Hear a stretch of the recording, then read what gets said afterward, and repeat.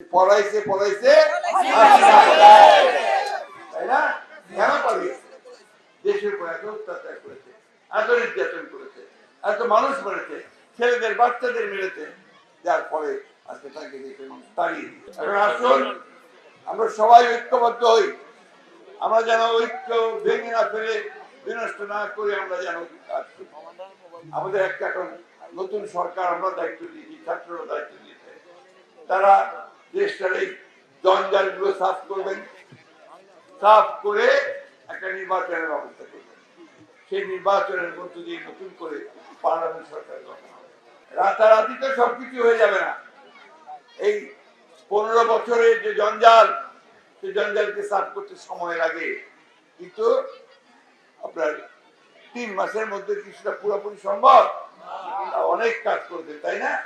শান্তি শৃঙ্খলা ফিরে এসেছেন তো? আওয়ামী লীগের লোক কি অত্যাচার করতে পারে? পারেছে না? তাহলে কাজ শুরু হয়েছে, তাই না? এখন ওনাদেরকে একটু সময় দিতে হবে।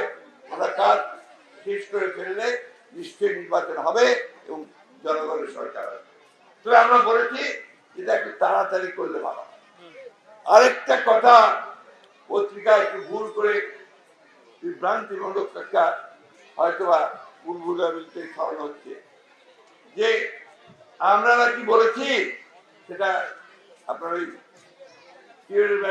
সাহেবকে কোট করে বলেছে যে আওয়ামী লীগকে রাজনীতি করার সুযোগ থেকে আমরা দিচ্ছি। এই কথাটা সঠিক বলা হয় নাই। কত আমরা খুব পরিষ্কার করে আমাদের অবস্থা পরিষ্কার করেছি।